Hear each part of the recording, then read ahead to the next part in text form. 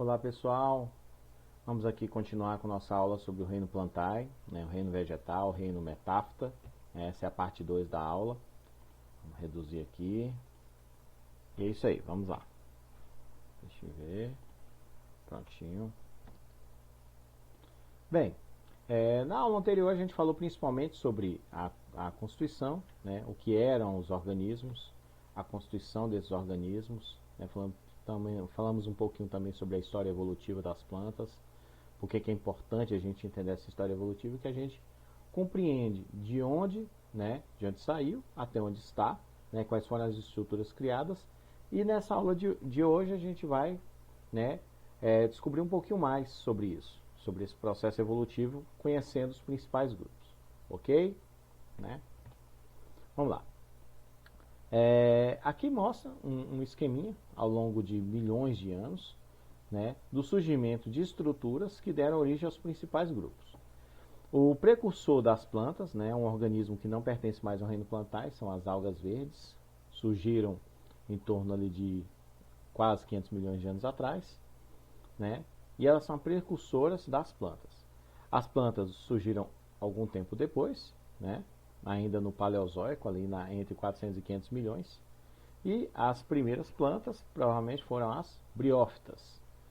A partir do momento que surgiu a vascularização, surgiram as chamadas plantas vasculares, as briófitas pertencem ao único grupo avascular, ainda ali na casa dos 400 milhões do Paleozoico, a partir dali, pteridófitas, As sementes só foram surgir ali por volta dos 300 milhões de anos atrás, que deu origem aos dois principais grupos, quando a gente fala nesse sentido, que são as gimnospermas e angiospermas.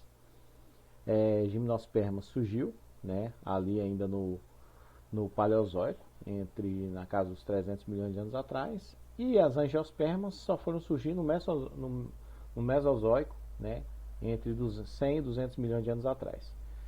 Lembrando que as angiospermas aqui serão as plantas completas, com flor, fruto, semente, fora as outras estruturas que já vinham aparecendo anteriormente, ok? Bem, então, a partir do esquema anterior, a gente viu que nós temos 4 divisões: briófitas, pteridófitas, gimnospermas e angiospermas. Alguns termos importantes para a gente conhecer referente a isso, quando a gente fala sobre taxonomia, quem são as Esse I aqui está no lugar errado, meu Deus do céu. Quem são as criptógamas? As criptógamas são as briófitas e pteridófitas, ok? Nós ainda temos as fanerógamas, que seriam o inverso das criptógamas, que são as gimnospermas e angiospermas. Então, criptógamas as mais simples, aí aqui as mais evoluídas, ok? Aí temos as espermatófitas, são as plantas com sementes, ou seja, gimnospermas e angiospermas. E as traqueófitas, são as plantas que possuem vasos condutores, são as chamadas vasculares. A briófita é o único grupo avascular, daquele esqueminha, e todo o restante, pteridófita, gimnosperma e angiosperma, são traqueófitas, ou seja, são plantas vascularizadas, são plantas vasculares. O primeiro grupo que nós vamos estudar são as briófitas. Pessoal, que tipo de planta é essa? Olha, você vê que parece uma planta relativamente pequena, relativamente simples, e é isso mesmo. Briófita, por ser o primeiro grupo, é o grupo mais simples. É o grupo de plantas mais primitivos. Deixa eu colocar aqui na carinha de uma dessas plantinhas aqui do lado, tá bom. São pequenas, no máximo atingem 20 centímetros de altura. Por não serem vascularizadas, não conseguem ter esse desenvolvimento para aumentar o seu porte. Então, são avasculares, por isso são pequenas.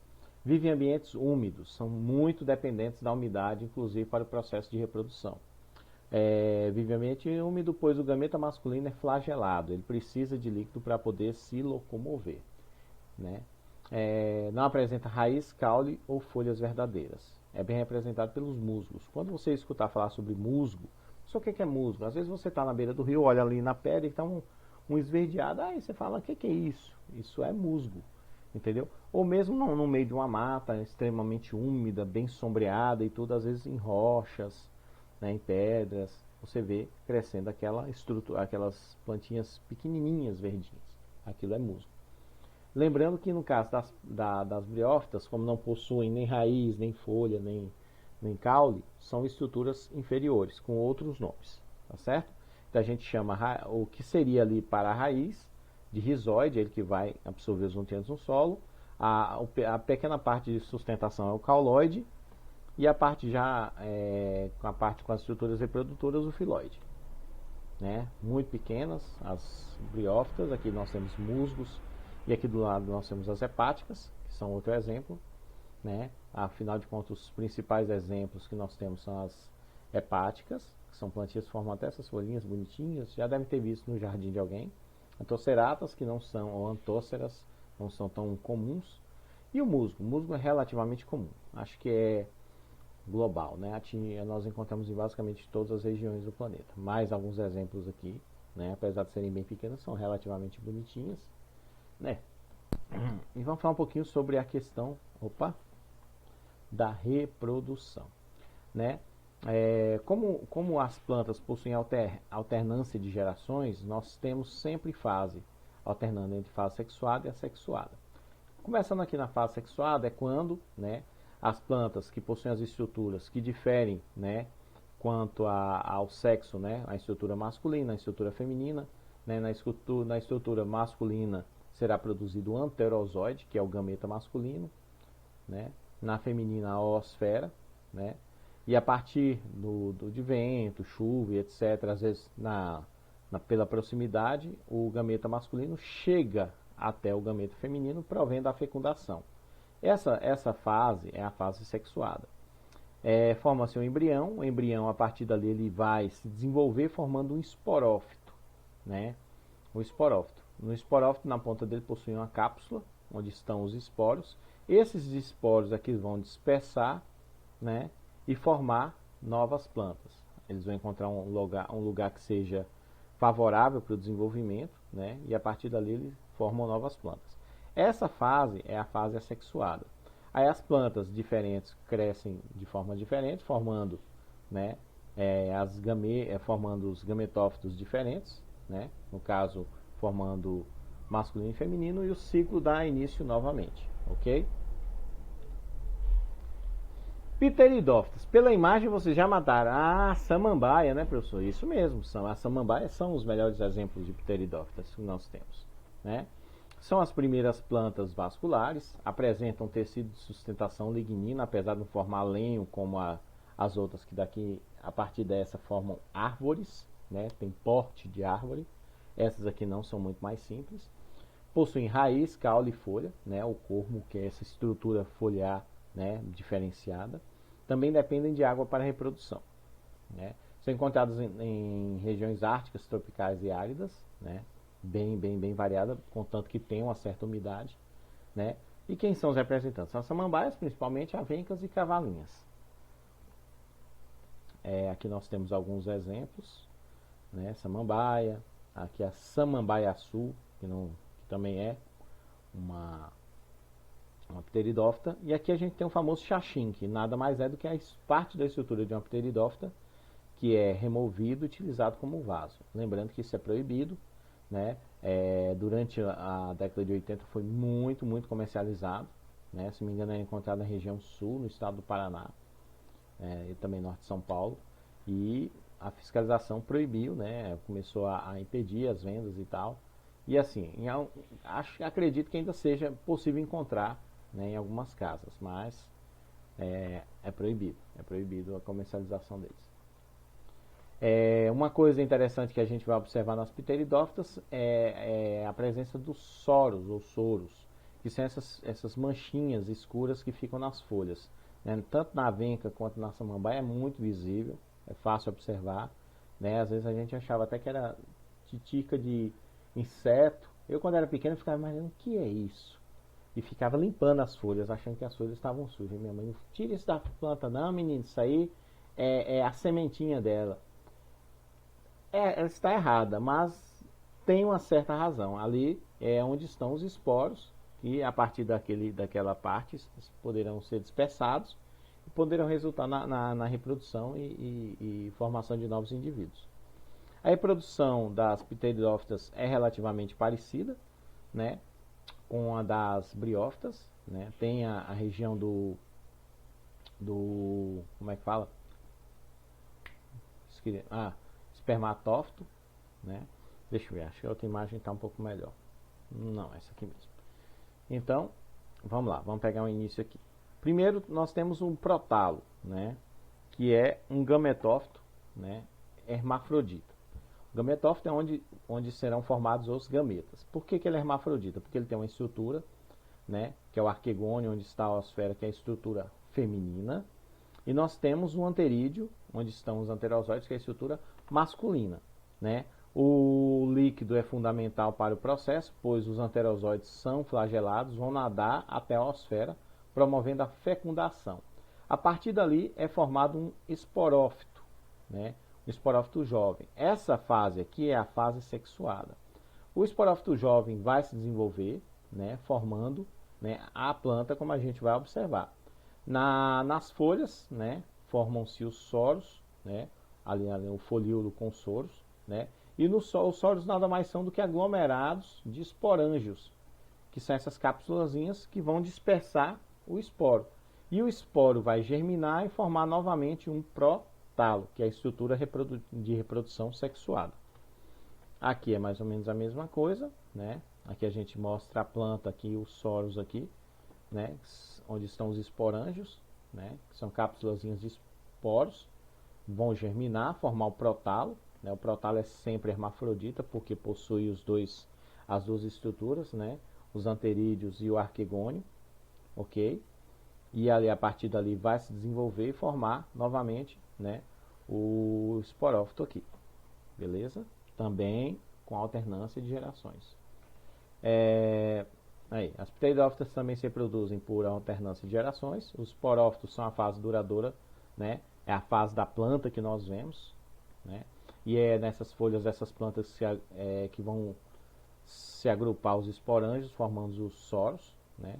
Quando os esporos são liberados e caírem em solo úmido, darão origem a um gametófito, que recebe o nome de protalo, que é a estrutura hermafrodita onde tem os dois locais de produção de gametas. Se falou de gameta, a gente está falando da parte sexuada da planta. Da união de uma célula sexual feminina, que é a osfera, com a masculina, que é o anterozoide, forma-se um zigoto, né?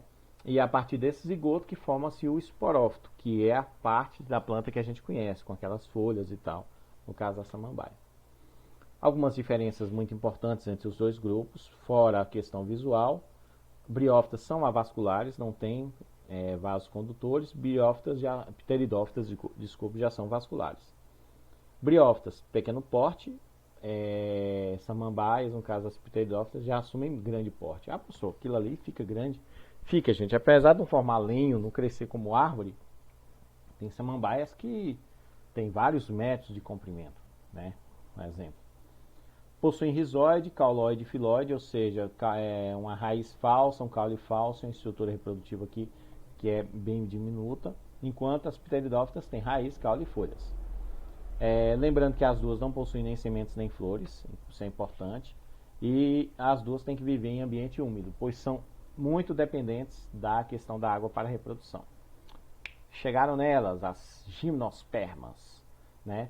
Todo mundo já deve ter visto algumas gimnospermas, né? Um pinheiro, por exemplo, mas algumas palmeiras, principalmente o pessoal usa palmeira para enfeitar seu quintal e tal, né? São ditas gimnospermas. Então vamos lá. Que apareceu de diferente nesse grupo? Fora que a planta tem um porte, né, consegue crescer pra caramba, muito mesmo, a maior árvore é uma gimnosperma. Aqui surgiu a aquisição aqui principal, é a semente, entendeu? Pelo fato de não apresentarem frutos, essas plantas não têm frutos, as suas sementes são chamadas de sementes nuas. A gimnosperma significa isso, né? E a reprodução é feita por estróbilos. Estróbilos seria o vulgarmente chamado de fruto, mas na verdade não é um fruto, é um estróbilo. Nada mais é do que um aglomerado onde ficam as tais sementes. A fecundação ocorre principalmente pelo vento, né? Anemofilia. São abundantes em regiões temperadas, de clima que pode variar, né, no verão para a temperatura mais alta, no frio a temperatura mais baixa. Por exemplo, regiões de clima temperado, como boa parte do norte dos Estados Unidos e Canadá, né? Nós temos também aqui um pouco na região sul, que chega perto, né, desse clima mais temperado. a grande presença dessas plantas. Um outro bioma aqui, ó, além das florestas temperadas, são as taigas. Ali, norte dos Estados Unidos e parte do Canadá. Opa! No Brasil são encontradas na região sul as espécies de araucárias e pinheiro do Paraná. Aqui mais alguns exemplos, né, de gimnospermas. Aí, uma curiosidade, né? Qual é a maior árvore do mundo? Ah, professor, o senhor falou agora antes aí. É uma gimnosperma. Sim, eu falei o grupo, mas qual é a maior árvore do mundo? É a sequoia gigante. Sequoia é a maior árvore do mundo. Né? Nos Estados Unidos nós tem um parque de sequoias, né, onde você pode chegar lá e vislumbrar, né, o tamanho dessas árvores. Temos árvores altas no Brasil? Temos, mas as sequoias são realmente as maiores. Né? As sequoias estão entre as maiores árvores do mundo, chegando a 120 metros de altura. Eu não pesquisei e coloquei aqui qual é a maior árvore, assim, questão de porte mesmo, mas, né, é o grupo específico que tem essas árvores. São árvores milenares, algumas com mais de 4.000 anos. Né? Aqui, como eu falei, encontrado nos Estados Unidos, principalmente no estado da Califórnia, onde tem um parque, né, de sequoias. Né? Tem muitas mesmo. Bem, o senhor tinha falado que é estróbilo, professor. Estróbilo é isso daqui, né? É um aglomerado das sementes, né, que lembra um fruto, mas não é um fruto. Isso aqui já são as sementes. Você não tem formação aqui de etocarpo, mesocarpo, endocarpo, que são as partes básicas de um fruto, não tem. Mas, ainda assim, né, sendo visível, por ser aglomerado, lembra sim um fruto. Essas partezinhas aqui são as sementes. No caso, quem já comeu pinhão assado, cozido, deve conhecer bem. O pinhão é um gomozinho desse estróbilo aí. E a gente come. Mas o que é o pinhão? O pinhão é a semente. Ah, professor, é a semente. Isso mesmo. Então vamos lá. São plantas traqueófitas pelo fato de possuírem vasos condutores do tipo xilema e floema, que apareceram pela primeira vez. São vasos mais evoluídos, comparando-se com das pteridófitas. Viu? A partir das gimnospermas ocorre a independência da água para a reprodução. Isso é muito importante porque permite que as plantas possam atingir ambientes mais secos. Né? Com o desenvolvimento de um tubo polínico que carrega o gameta masculino até a osfera, que é o gameta feminino. Tecnicamente, a gente tem aqui uma planta que seria hermafrodita, onde a gente tem um estróbilo masculino que produz o gameta masculino e o estróbilo feminino. Né? Ocorre o processo de polinização, principalmente pelo vento. Né? Vai fecundar e desenvolver aqui. Né? Esses estróbilos, podem observar que aqui ainda não estão totalmente desenvolvidos. E aqui, depois de desenvolvida, ele libera as sementes. E as sementes, né, caem na região e vão se reproduzir, vão germinar. Ok? O que temos dentro da semente? Gente, dentro da semente nós temos o embrião da planta. Entendeu? Então a semente ela tem essa função. Cai, tem um embrião, e a partir do embrião é que vai germinar e formar uma nova planta. Ok? E aí a gente chega nelas, as angiospermas. O principal grupo, porque é o grupo mais variado, né, de maior biodiversidade. Todo mundo conhece, convive com angiospermas. Se você observar as plantas que eu falei anteriormente, você hipoteticamente já viu alguma, né? Samambaia, musgo, um pinheiro, mas aqui não. Todas as outras plantas estão aqui. Na casa dos 90% a biodiversidade de angiospermas em relação às outras. Né? E uma coisa muito importante que surgiu aqui foram as flores, uma importante estrutura reprodutiva, né, desse grupo de plantas. Né? E também os frutos, que servem para proteger a semente, coisa que nós não tínhamos nas gimnospermas. Então, quem são as angiospermas? É o maior e mais diversificado grupo de plantas. A principal aquisição desse grupo é o fruto, porque vai proteger a semente. A estrutura de reprodução aqui, ao contrário do estróbilo lá, que no caso serão as flores. Né? E aqui nós temos a presença do ovário, onde está o óvulo, né? Que vai originar a semente. Peraí, professor, o óvulo é parecido então com a reprodução dos animais, de certa forma. Os nomes sim, mas o processo não. Né? O processo ainda é mais tipo planta mesmo. Né? Mas aqui eu vou dar mostrando para vocês aqui. Então a gente tem uma série de estruturas, né? o estame, que é antério filete, e o pistilo, né, que é o estigma, estilete e ovário, né? Então essas duas estruturas representam a parte masculina e feminina da planta. Tá meio confuso, pessoal. Aqui pronto, aqui eu vou diferenciar melhor. Pronto. Então aqui seria uma flor hermafrodita, porque nós poderíamos ter flores apenas com a parte masculina e uma flor apenas com a parte feminina.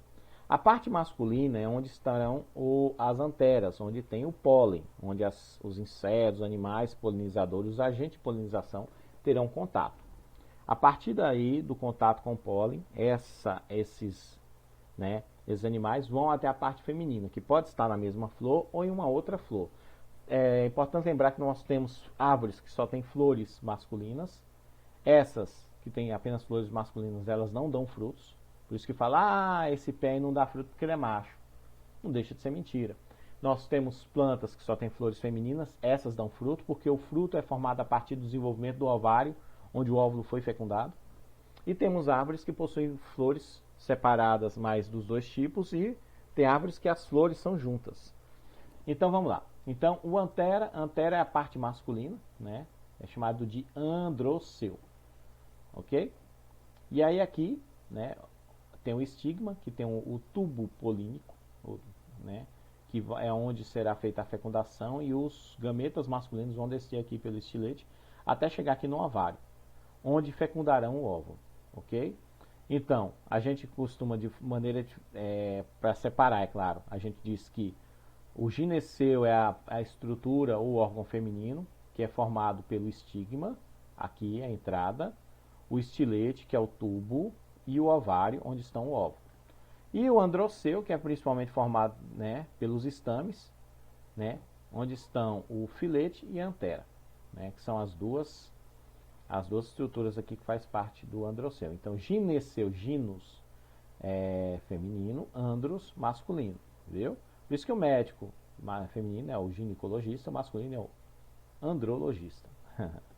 Então, gente, o processo de fecundação passa pelas duas estruturas, tanto do androceu aqui pela antera, recolhido o pólen, até chegar ao estigma, filete e ovário, fecundando assim o óvulo, ok? Mas aqui alguma diversidade, né? Mostrando um pouco da diversidade aqui a palavra ficou apagada, porque ficou da mesma cor, né? Então, lembrando que o fruto é importantíssimo nesse sentido, porque além de proteger, ele garante uma dispersão da semente. Como assim, professor? É muito comum animais recolherem o fruto para se alimentar e levarem o fruto mais distante do pé, de onde ele caiu ou de onde ele foi recolhido, e assim você conseguir dispersar a semente de forma mais distante. Lembrando que algumas sementes precisam passar por algum processo para poder germinar, então por isso que algumas se adaptaram a passar pelo trato digestivo desses animais. O ácido do estômago vai romper, né, o tegumento, a proteção da semente, e apenas depois de passar pelo trato digestivo desses animais é que ele vai conseguir germinar no solo. Então, é muito importante isso, é a chamada dormência, né? Que a quebra da dormência normal ocorre pela água, mas em alguns animais, para chegar na quebra da dormência, tem que passar ou por fogo, ou pelo trato digestivo e etc. Né? Lembrando que a polinização vai ocorrer principalmente pelo vento, por pássaros, insetos ou morcegos, né? E vamos lá, falando rápido aqui, uma diferençazinha lá e cá entre gimnospermas e angiospermas, porque eu tenho que terminar essa aula antes de 30 minutos. Então vamos lá. Gimnospermas e angiospermas são vasculares. Gimnospermas e angiospermas possuem raiz, caule, folha e sementes igual. As duas não necessitam de água para a fecundação. Essa parte também é igual. O gameta masculino não é flagelado, como ocorre lá em briófitas e pteridófitas, que lá é o anterozoide, que é flagelado, aqui não é. O gameta, ele é transportado, o gameta masculino é transportado por dentro do pólen, do grão do pólen. Da união dos gametas forma-se um embrião, que fica dentro da semente, isso é igual nos dois. O embrião fica protegido na semente, né, que possui reservas nutritivas e a proteção contra a desidratação. Né, e normalmente vai germinar após a quebra da dormência, que normalmente é feito com água. A estrutura reprodutora das gimnospermas é o estróbilo, enquanto nas angiospermas é a flor. Então essa é uma importante, né, diferença. Os gametas são produzidos nos estróbolos, né? E já os gametas aqui são produzidos nas flores. Então, essa é uma grande diferença entre eles, além do fato de ter fruto, é claro. Os estróbolos não atraem os animais, né? Por isso são polinizados principalmente pelo vento. Já no caso das angiospermas, as flores possuem néctar que atrai animais que vão prover a polinização. Polinização é o processo pela qual um animal, um agente, um vento, etc., vai levar o pólen que está na estrutura masculina até a estrutura feminina, promovendo assim a polinização. As flores não possuem ovários, portanto não possuem frutos, né? Por isso a semente é nua. As flores nas angiospermas possuem ovários que vão se desenvolver e formar os frutos. Mostrando aqui, né, a antera você cortando, está cheio de pólen. O pólen é onde está o gameta masculino. Chega até o estigma, desce pelo tubo polínico que está aqui no estilete, chega até o ovário e vai fecundar.